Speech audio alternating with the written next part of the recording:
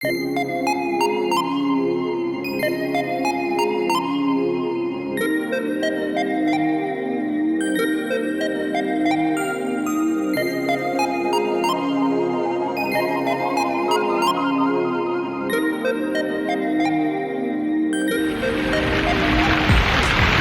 morning, and I've arrived in Romania's capital, Bucharest. It's just coming up to 10:30, so I'm going to head over the road, pick up a free walking tour of the city.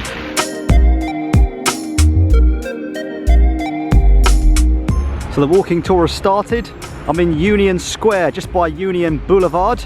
The tour guides just told us about the infamous dictator who ruled here prior to the revolution in 1989, Nicolae Ceausescu. Apparently in the 60s he was very outward looking and actually had a meeting with Nixon at the White House, but in the 1970s he visited North Korea and decided to ally himself with communism, as was the case in North Korea at the time, and unfortunately still is. Huge walking tour group today. It must be about 60-70 people, maybe even more. So this whole area of Union Square, which is more like a park area with quite a few fountains, is an area that was densely populated and completely destroyed to make way for this park area. I think the tour guide said 50,000 people were moved out so they could flatten the area and put this square here.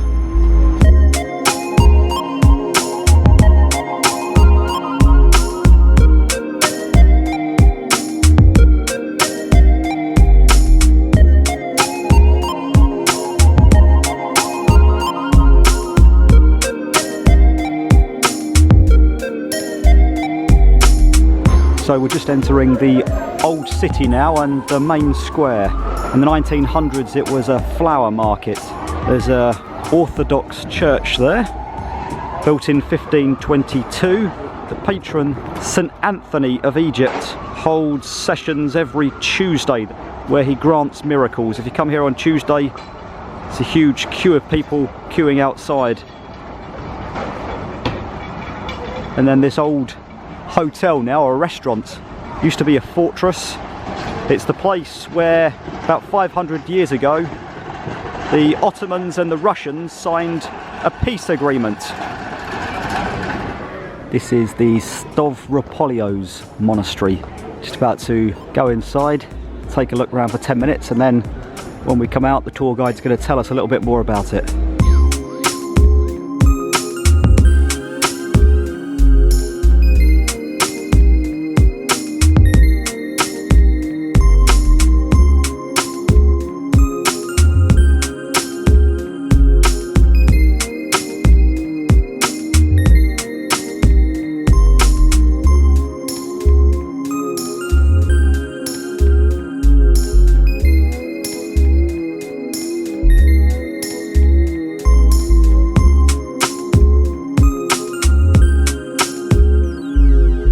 So just found out this is an Orthodox monastery and it's styled in the Armenian decorations. You can see the three arches there representing the Holy Trinity and the patron saints of the monastery above it and going around the outside of it. So this building that I'm under was built in the 1900s, early 1900s, and it was built as the post office of Bucharest. It is now the National History Museum. It's on the most expensive land in the country, right here. This is the most expensive land in the country because the treasury vaults are underneath the road, which makes the land very, very expensive. If I come up here a little bit, you can see across the other side of the road, again built in the early 1900s, is the first Bank of Romania, still operating from this elaborate building.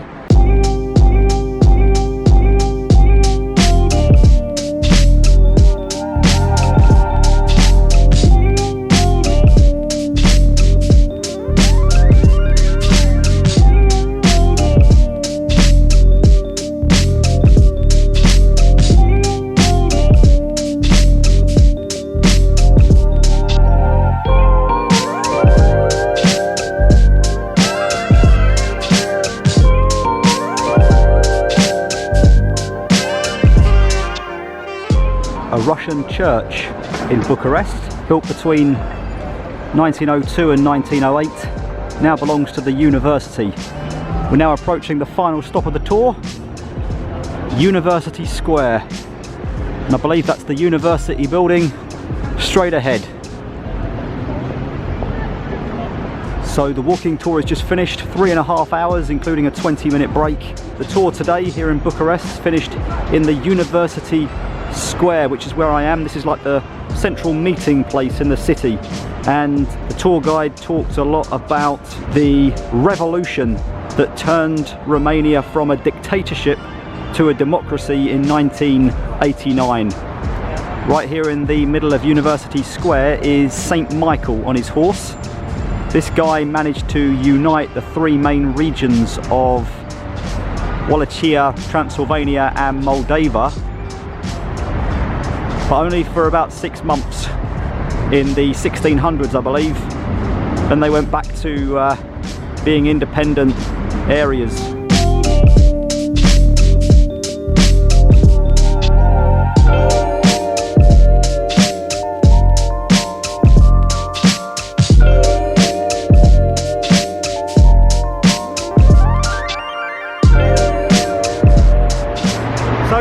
Here's a funny story that I heard on the tour today.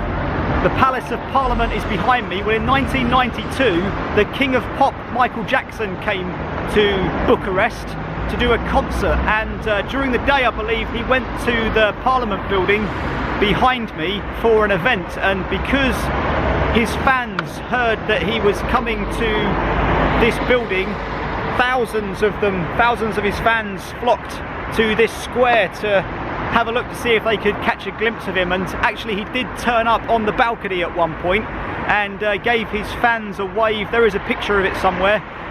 We saw it on the tour, but it wasn't a particularly good one. Anyway, a couple of days later, or even maybe the same evening, he did a concert here in Bucharest, and everything was going really well. He was doing the moonwalks, he was impressing everybody, he was singing all of his biggest hits, and then he looked to the crowd, and on the microphone he said something along the lines of, "This is such a great place to do a concert. I love Budapest." And of course it isn't Budapest, it's Bucharest. Budapest is in the next country, Hungary. And because of that, the fans and the people here in Romania took it quite light-heartedly. They found it quite funny, and there was a tourism campaign that existed just after that to try and bring tourists to the country, and they named the entire tourism campaign Bucharest, not Budapest, because of that incident. In any event, other pop stars have done it since. Iron Maiden have done it, and there are a few others, but one in particular, I think it was Robbie Williams a few years ago, actually managed to say, "What a great city this is, I love Belgrade." I don't know how he managed that one, but in any event, that piece of history where Michael Jackson recognised this city and his fans as Budapest, not Bucharest, goes down in the history of the city, and a lot of Romanians still talk about it to this day. Right, I think I'm going to head now back into the centre and take a look around the old town. Darkness has fallen, it's coming up to 6 o'clock. It's still fairly warm actually, t-shirt weather, maybe a jumper a little bit later on.